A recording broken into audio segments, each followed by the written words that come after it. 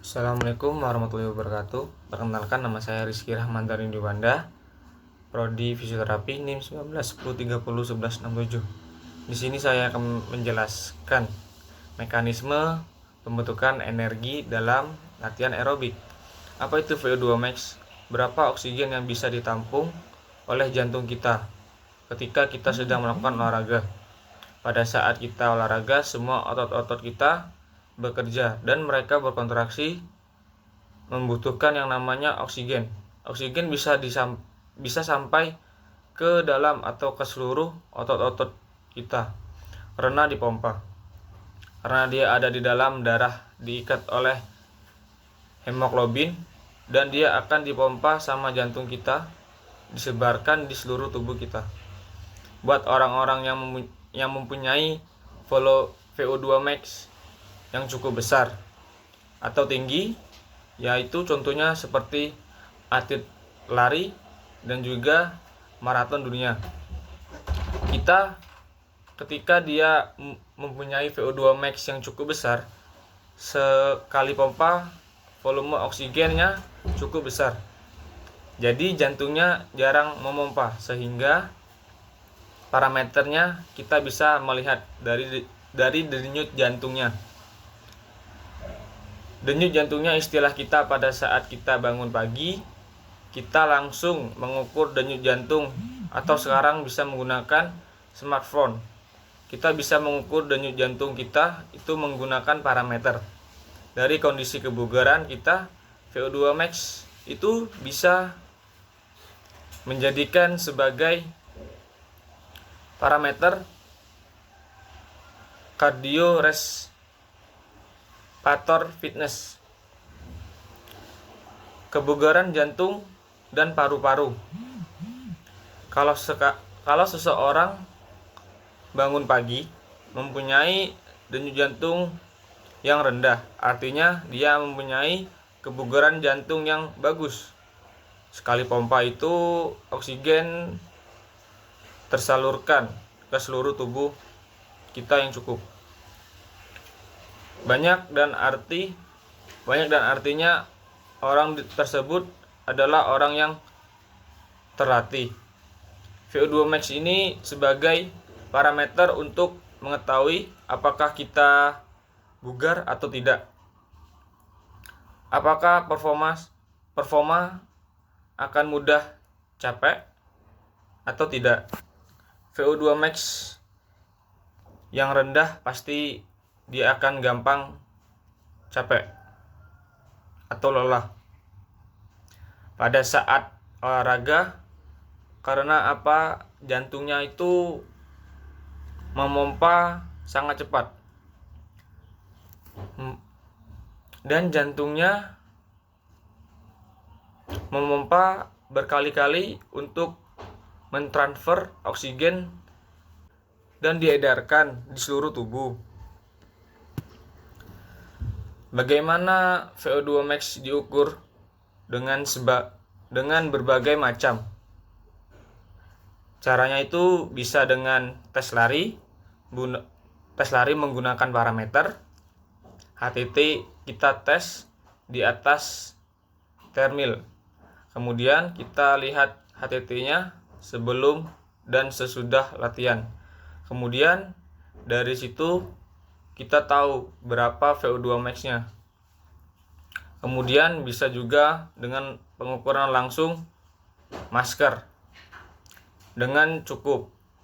Itu bisa mengukur berapa oksigen yang bisa ditransfer dalam tubuh, atau juga smartphone. Kita lari, mereka menghitung sendiri berapa VO2 max kita berdasarkan heartbeat kita. Selanjutnya, latihan VO2 max. Bagaimana cara meningkatkan VO2 max? Yang pertama itu meningkat kapasitas kardio atau kapasitas oksigen kita dengan melakukan sprint dengan menggunakan metode 4 menit. Bisa juga 5 menit dengan 4 kali. Di mana 4 menit kita harus menempuh jarak sejauh 1 km. Itu interval. Dan secepat mungkin sejauh heartbeat kita. Tubuh kita tetap bergerak sekecil mungkin, seperti berlari di tempat atau jogging kecil di tempat gitu. Mungkin seperti lari di tempat, angkat kaki ke atas. Selanjutnya latihan VO2 max. Bagaimana cara meningkatkan VO2 max? Yang pertama itu meningkatkan kapasitas kardio atau kapasitas oksigen kita dengan melakukan sprint menggunakan metode 4 menit kali 4, di mana 4 menit kita itu harus menempuh jarak sejauh 1 km. Itu interval. Dan secepat mungkin sejauh heartbeat kita. Tidak boleh diam. Tubuh kita tetap bergerak sekecil mungkin, seperti lari-lari di tempat atau lari kecil di tempat, angkat kaki ke atas. Yang penting heartbeat kita itu tidak ngedrop. Nah, yang kedua itu melatih kekuatan otot tubuh kita. Karena pada saat kita bernafas, oksigen yang masuk ke paru-paru kita akan masuk ke pembuluh darah. Jadi kita bisa menggunakan gerakan seperti lunges, kombinasi dengan stretch dan naik. Kita bisa mengulangi dengan kaki kiri 10 kali dan kaki kanan itu 10 kali, diulangi secara terus menerus. Sangat penting badan kita itu tegak. Baru kita angkat naik kaki kiri kita itu di atas dan turun ke arah lunges. Kita bisa melakukannya 10 kali kaki kiri dan 10 kali kaki kanan. Dan kita ulangi selama 5 set. Selama 5 set itu langsung kombinasi dengan gerakan lain. Kilometer yaitu loncat. Kita bisa loncat sebanyak 5 kali. Jadi bolak-balik ke arah sana itu bisa dengan jalan kaki.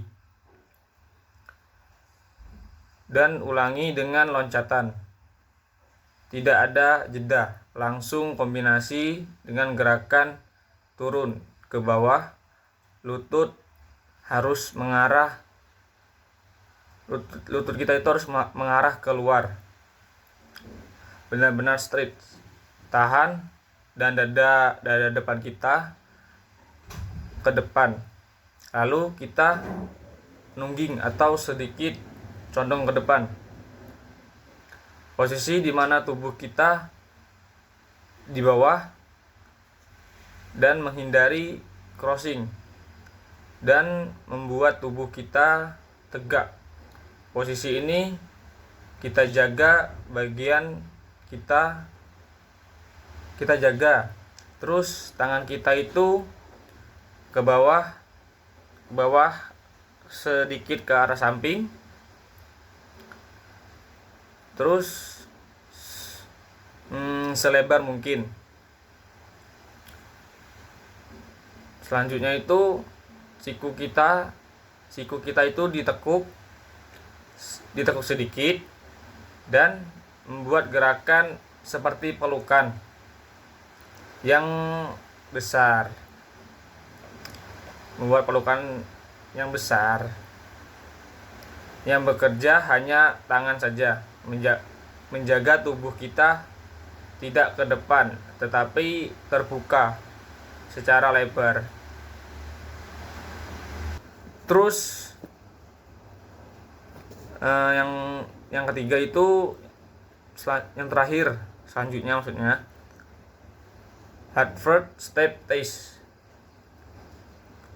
itu mengukur volume, mengukur VO2 max dengan cara kita melakukan gerakan naik turun tangga selama 5 menit dan irama metronom selama 120 menit. Setelah 5 menit kita istirahat.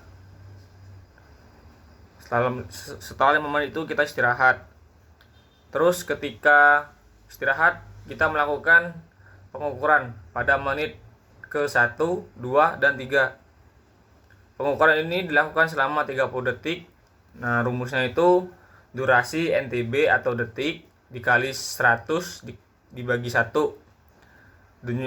Denyut nadi 1 ditambah denyut nadi 2 dan ditambah denyut nadi 3. Indeks kebugaran jasmani normal itu kalau 55 itu jelek. Kurang dari 55 itu jelek. Terus 55 sampai 64 itu cukup atau kurang dari rata-rata. Terus 65 sampai 79 itu rata-rata, dan 80 sampai 89 baik. Terus lebih dari 90 itu lebih baik lagi. Sekian dan terima kasih. Assalamualaikum warahmatullahi wabarakatuh.